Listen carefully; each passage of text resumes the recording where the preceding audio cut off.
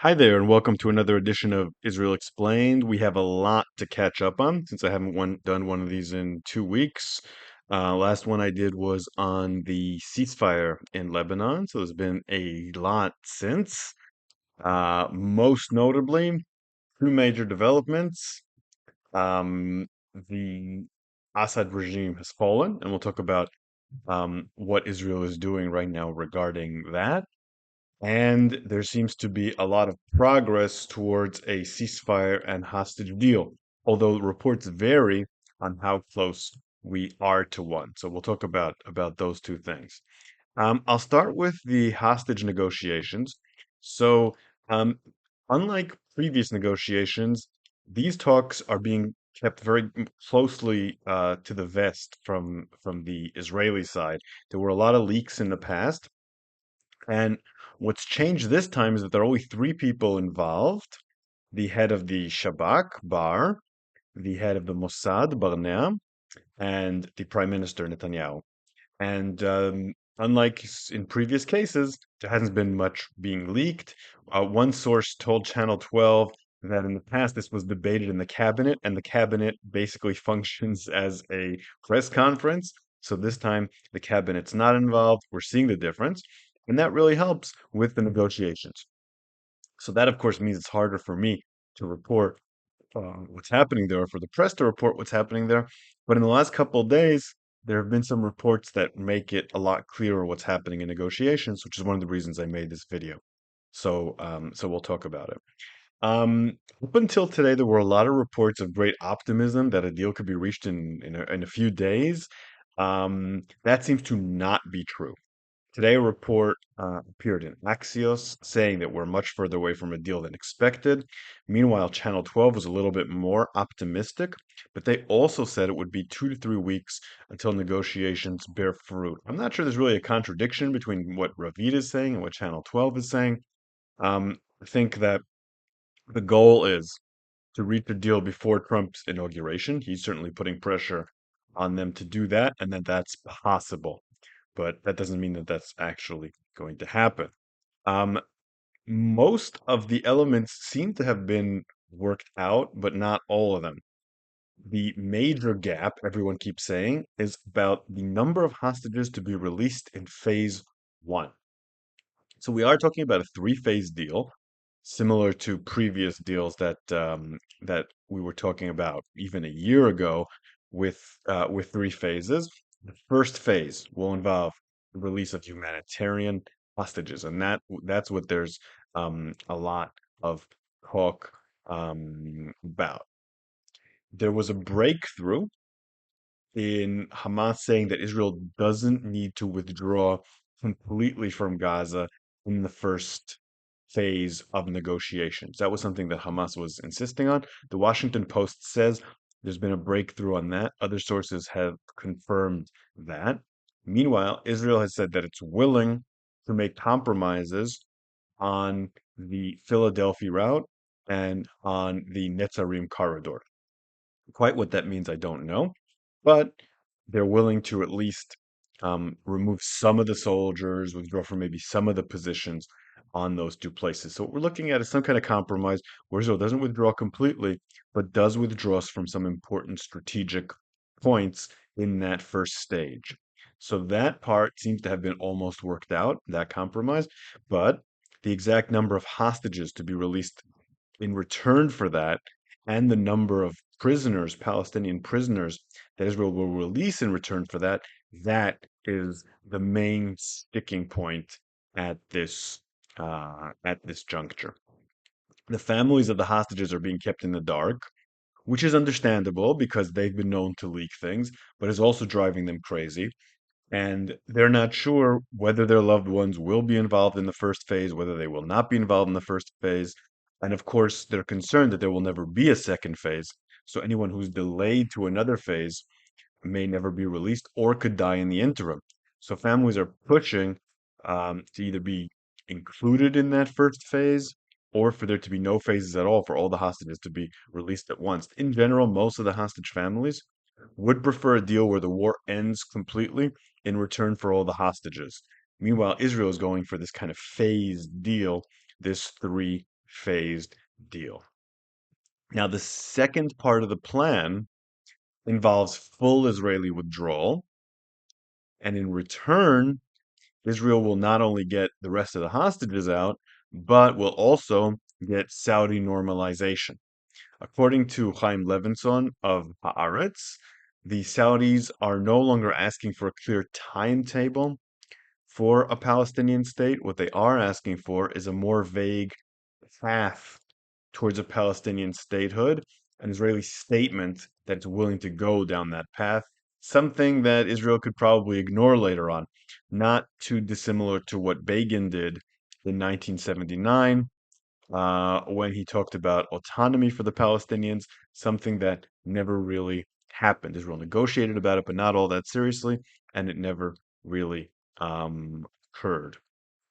In that phase, also, the rest of the hostages, especially soldiers, will be released and the dead bodies will be recovered by Israel. By the way, one thing that isn't clear to me, I've seen one report saying one thing and another report saying another, is whether the female soldiers will be considered part of the humanitarian release. Israel obviously wants them to be part of that first phase release. Hamas may not want them to be part of that first phase release, so that is probably under negotiations. I saw Channel 12 say that they would not be included, and I saw Haaretz say that they would be included. And I think the reason that there's a difference there is because that's under negotiations. Obviously, we all hope the female hostages will be included in that first phase because they are arguably in the most danger of all, and there's been fears that they've been sexually assaulted, so on and so forth. Phase three of the deal being negotiated, Saudi Arabia, the UAE, Palestinian Authority, the US, maybe the EU, I've seen different lists of countries, will rebuild Gaza. There's a lot of vagueness over what the government will look like in Gaza after it's being rebuilt, but whatever it is, the Palestinian Authority will almost certainly have a leading role in one capacity or another. That's very vague. Probably the reason for that is because that's not even being negotiated yet. Just the general principles are being agreed to. Netanyahu and Israel have wanted to structure the deal so that they can stop it at any stage after the first stage, after the second stage. And that keeps that third stage very vague. One of the reasons for that, of course, is the Israeli government may fall if the Palestinian Authority is given too large a role in the future of Gaza, since Smotrich, Ben-Gvir, some members of the Likud are very much against the Palestinian Authority having that role.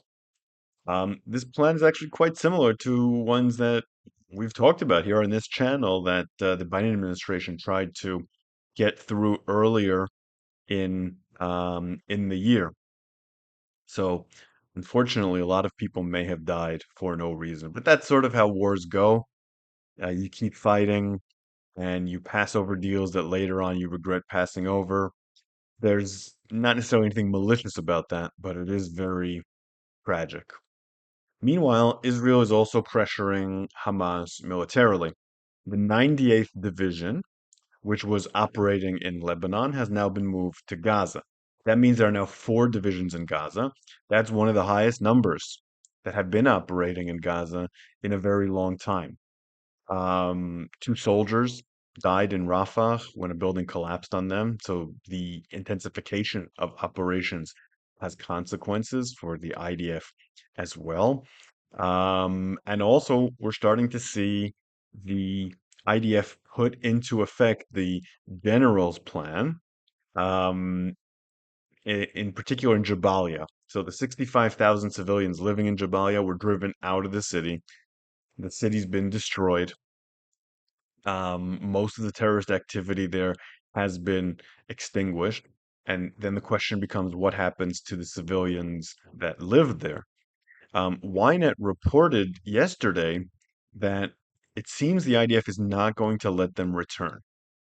Now, there's two different ways to interpret that. One is that it's leverage against Hamas to agree to a deal. and that they will let them return once a deal is struck. The other is that it's part of a permanent plan to conduct ethnic cleansing in the northern third of Gaza, not allow the Palestinians to return, and eventually to build settlements there. It's unfortunate that we don't really know the answer to that. Hopefully, it's just a matter of leverage, and Israel is not starting a massive plan of ethnic cleansing. But that's something to really keep an eye on. There's been a lot of concern that in the north of Gaza, that is what the IDF is planning, to not allow people to return, something that would be a very significant war crime. Now, something else that's very important to follow is Israel's actions in Syria. Um, as we know, the Assad regime has fallen in Syria. That is good news for Israel on a large scale because its main enemy, without a doubt, is the Iranian axis. And Syria was not a force that was directly fighting against Israel, but did provide cover for the arming of Hezbollah, which went through its territory quite often. That will be much more difficult with a new administration in Damascus that is unfriendly to Iran. So that's a good thing. And of course, the many crimes that Assad committed against his people now end. But the removal of the old government in Damascus means that Syria is now in a very vulnerable position. It's weak. And unfortunately, its neighbors are taking advantage of that fact. Turkey has been sending in militias, commandos, and now maybe setting up a regular, good old-fashioned conventional invasion into the Kurdish areas in northern Syria, where it claims there are terrorists that threaten it uh, that are linked to the PKK organization. Israel has also taken this opportunity to invade Syria. Now, its first actions in Syria involved taking out the chemical weapons in Syria. At first, it was reported that almost all the chemical weapons were destroyed by the Israeli Air Force. Now it's being reported that a lot of them are missing. That's perfectly legitimate. It's illegal to even hold chemical weapons, and there's certainly no reason to allow chemical weapons to spread to organizations that could be jihadi organizations. Then Israel started destroying the conventional military of Syria, which raises more significant questions since Syria is a sovereign nation and it's allowed to have a military, and the new government hasn't made any indication that it plans to use that military against Israel. But okay. And then Israel also invaded Syrian sovereign territory. At first, it was reported that it just went into the DMZ, but it passed the DMZ, went into several Druze villages. There's also been footage of Druze tribal elders asking Israel for protection. It's not clear how much that actually represents the Druze population. Israel took over the Hermon Peak, the Syrian Hermon Peak. There's a Syrian Hermon, Israeli Hermon Peak. Now it has the Syrian Peak as well, which it claims is needed as a strategic high point to defend the Golan Heights. And today, Israeli forces were also seen rolling into Dara. If you look at a map, Dara is a Syrian province in the very south. That's one province in to Syria. So Israel's already gone through the Quneitra province, gone into the Dara province. It's reported to also be 20 kilometers away from Damascus. Israeli intervention in Syria right now is pretty far-reaching, and it's not 100% clear what the end game there is. It certainly has to do with stopping Hezbollah from running guns into Lebanon, but Israel's not going to be able to control the border between Lebanon and Syria. It would be a much better approach for it to try to deal with this issue diplomatically with the new Syrian government. Hopefully, that will occur because there is a wider strategic problem here than the smuggling of arms and all that. The future of Syria is very important for the security of Israel. What kind of Syria is Israel going to see there?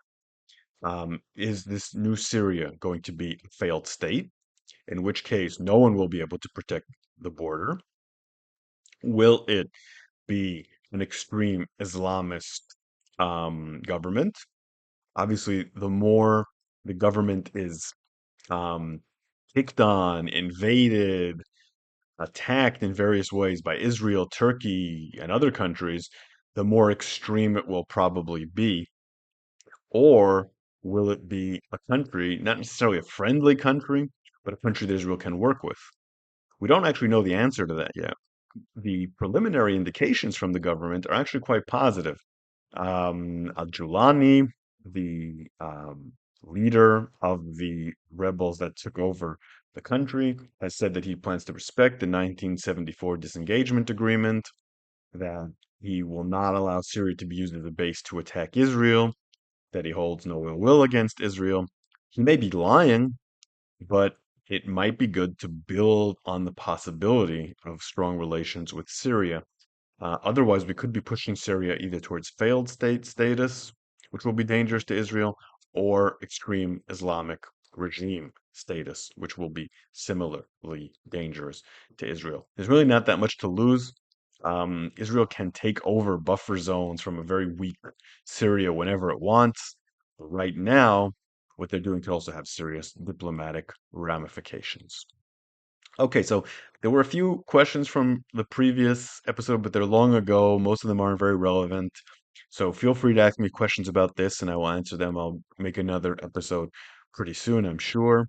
If you like what I do here, consider supporting me on Patreon at Shael Media and listening to my History of the Land of Israel podcast, where I am now talking about the Assyrian threat to the Kingdom of Israel. Hope you enjoyed this, and I will see you here the next time something interesting happens.